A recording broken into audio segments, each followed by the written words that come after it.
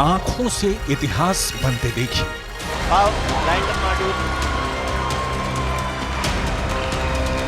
की गड़गड़ाहट से सुन सकते हैं कि आप अपनी स्क्रीन पे देख सकते हैं कि हम चांद के जिस हिस्से पर कोई नहीं पहुंच पाया, वहां अब भारत पहुंच गया है।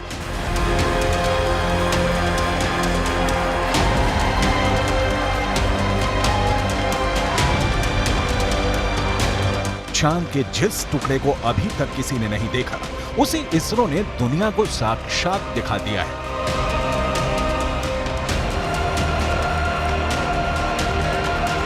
यह मुमकिन हो सका है चंद्रयान 3 के चांद के दक्षिणी ध्रुव पर सॉफ्ट लैंडिंग से।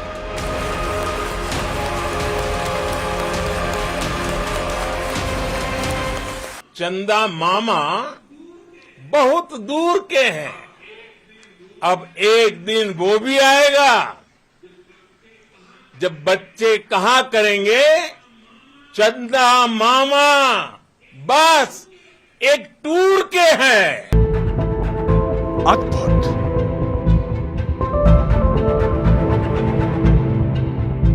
अविश्वसनीय,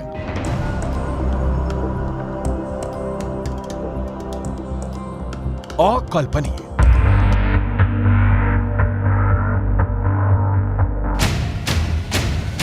चांद के दक्षिणी ध्रुव पर सॉफ्ट लैंडिंग करने वाला भारत दुनिया का पहला देश बन गया है।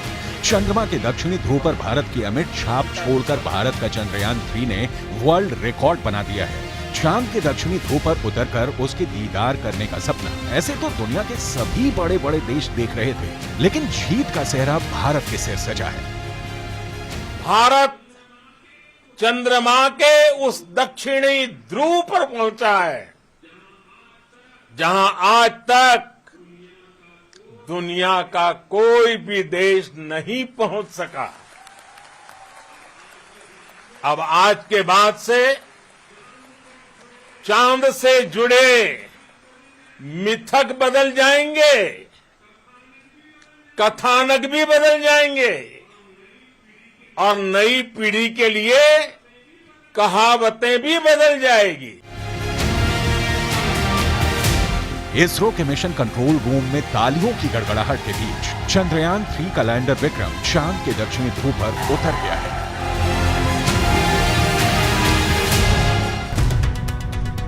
इसरो के मुताबिक चंद्रयान 3 के 3 अहम मकसद हैं। पहला, विक्रम लैंडर की चांद की दक्षिणी सतह पर सुरक्षित और सॉफ्ट लैंडिंग। दूसरा, प्रज्ञान रोवर को चांद की सतह पर चलाकर दिखाना। तीसरा, वैज्ञानिक परीक्षण करना।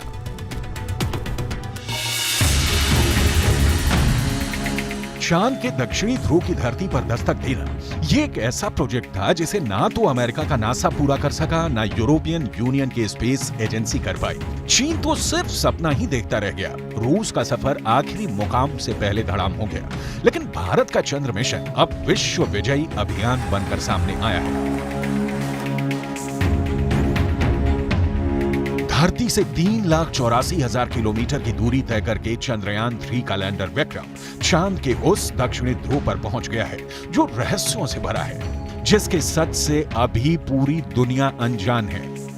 भारत के उदयमान भाग्य के आह्वान का है। अमृत काल की प्रथम प्रभा में सफलता की ये अमृत वर्षा हुई है। हमने धरती पर संकल्प लिया और चांद पर उसे साकार किया। और हमारे वैज्ञानिक साथियों ने भी कहा, India is now on the moon. आज हम अंतरिक्ष में नए भारत की नई उड़ान के साक्षी बने हैं। नासा का दावा है कि चांद के दक्षिणी ध्रुव पर बर्फ है। कई तरह के प्राकृतिक संसाधन भी हो सकते हैं, लेकिन दुनिया अब तक हकीकत से वाकिफ नहीं है। लेकिन अब विक्रम लैंडर के साथ गया प्रज्ञान रोवर इसे मुमकिन कर देगा। प्रज्ञान रोवर और विक्रम लैंडर 14 दिनों तक चांद के दक्षिणी ध्रुव के हर रहस्य से पर्दा उठाएंगे। नासा का मानना है कि चांद के दक्षिणी ध्रुव का बड़ा हिस्सा ऐसा है जहां सूरज की किरणें नहीं पड़ती। चांद के इस हिस्से में बड़े बड़े गड्ढे हैं जिसे अंतरिक्ष विज्ञान की भाषा में क्रेटर कहा जाता है। ज्यादातर गड्ढे ऐसे हैं जहां अरबों साल से अंधेरा है। नासा के मुताबिक गुप्त अंधेरे के बीच यहाँ बर्फ ही बर्फ जमा हो सकती है। चांद के दक्षिणी ध्रुव पर जमी बर्फ का विश्लेषण अब चंद्रयान 3 के विक्रम लैंडर के साथ गया प्रज्ञान रोवर करने वाला है।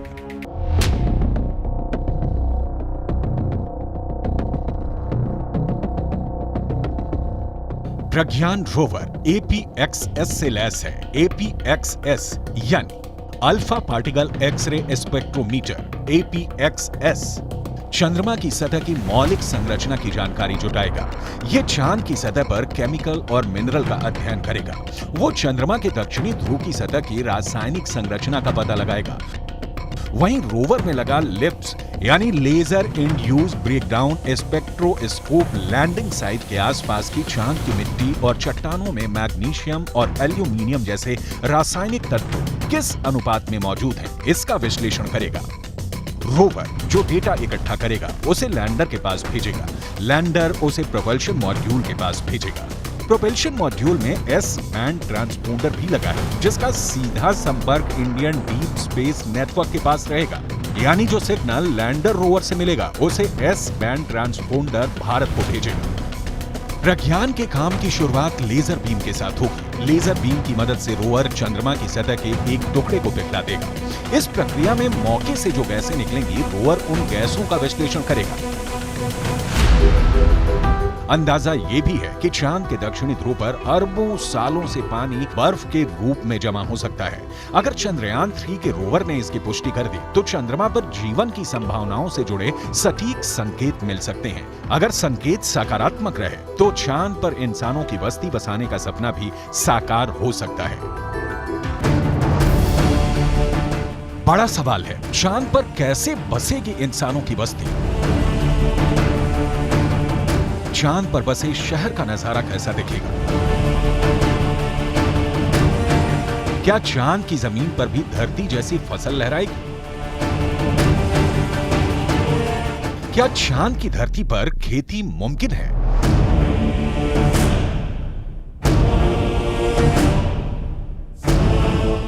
विज्ञान कहता है कि चांद पर अभी इंसानों के रहने लायक वातावरण नहीं है, लेकिन नासा का कहना है कि आने वाले वक्त में चंद्रमा की धरती को रहने लायक बनाया जा सकता है। लेकिन दावे के मुताबिक चांद पर बसने वाली बस्ती नहीं होगी सस्ती। अंतरिक्ष में चंद्रमा धरती का सबसे करीबी पड़ोसी पिंड है। पिछले 6 दशकों में इंसानों ने 100 से भी अधिक मून मिशन को अंजाम दिया है। सभी मिशन को कामयाबी नहीं मिली, लेकिन इन मिशन ने चांद को सबसे ज्यादा खोजा जाने वाला स्थान बना दिया और अब चंद्रमा पर जीवन की संभावनाओं की तलाश हो रही है।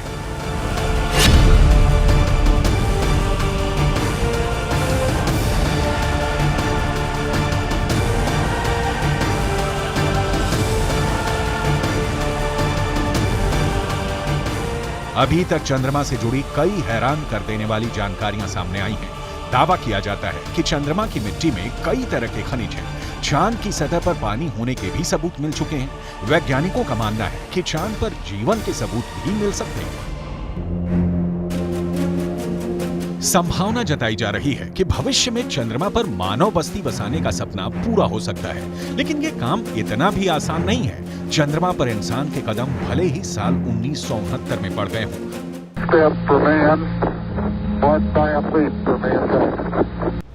लेकिन कड़वी सच्चाई ये भी है कि 1972 के बाद से किसी भी अंतरिक्ष यात्री ने चांद पर कदम नहीं रखा।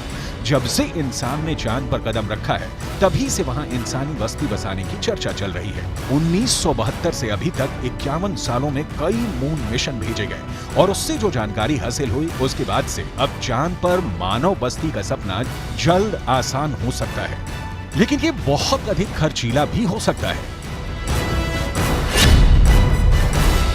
क्योंकि अगर चंद्रमा पर कॉलोनी शुरू करने के लिए धरती से सामान भेजने होंगे तो ये काफी महंगा साबित होगा। एक अनुमान के मुताबिक सिर्फ 100 लोगों के लिए चांद पर जरूरी सामान भेजने के लिए करीब 1.25 लाख करोड़ रुपए का खर्च आएगा। ऐसे में अगर चांद पर इंसान को रहने लायक बस्ती बसानी है तो सबसे पहले रोटी, कपड़ा और मकान जैसी बुनियादी जरूरतों को पूरा करना होगा, जिसमें सांस लेने के लिए हवा, पीने के लिए पानी, पेट भरने के लिए खाना, हवा के दबाव से लैस रहने लायक जगह और रोशनी के लिए बिजली जरूरी होगी।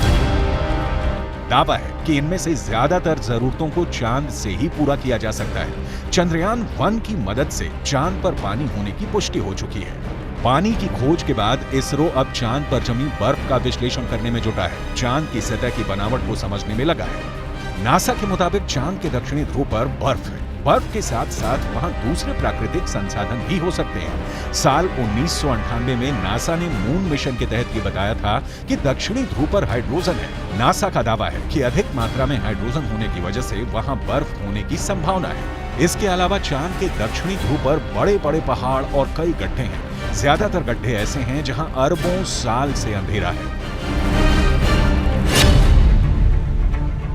अमेरिका के नासा के मुताबिक घुप अंधेरे के बीच यहां बर्फ का जमाव हो सकता है।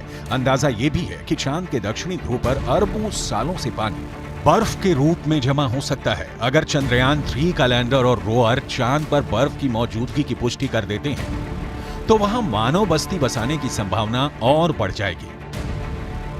हालांकि इससे पहले भी चंद्रमा की सतह पर पानी होने के संकेत मिले थे। चांद के छाया में रहने वाले हिस्से में पानी के होने के संकेत मिल चुके हैं। वैज्ञानिकों को चांद के उस हिस्से में पानी होने के साक्ष्य भी मिले हैं जहां सूर्य का सीधा प्रकाश पड़ता है। ऐसे में अगर चंद्रयान 3 चांद के दक्षिणी ध्रुव पर पर्याप्त बर्फ होने की पुष्टि कर देता है तो चांद की सतह पर मौजूद बर्फीले पानी से इंसानों की बस्ती और चंद्रमा पर अर्थव्यवस्था के लिए आधार को तैयार करने में मददगार साबित हो सकती है। आइए रसायन विज्ञान की भाषा में समझ लेते हैं कि ये कैसे मुमकिन हो सकता है। रसायन विज्ञान में बर्फीले पानी का रासायनिक सूत्र होता है H2O। पानी एक एक अणु में हाइड्रोजन और ऑक्सीजन 2:1 के अनुपात में मौजूद होता है, यानी पानी के एक अणु को हाइड्रोजन और ऑक्सीजन में तोड़ा जा सकता है। H2O इक्वल्स H2 + O2, यानी पानी की मौजूदगी में चांद पर सांस लेने के लिए ऑक्सीजन बनाना आसान है। वहीं पानी से हाइड्रोजन और ऑक्सीजन को अलग करके ईंधन के तौर पर इस्तेमाल कर सकेंगे। साथ ही साथ पानी से चांद पर बिजली भी तैयार की जा सकती है।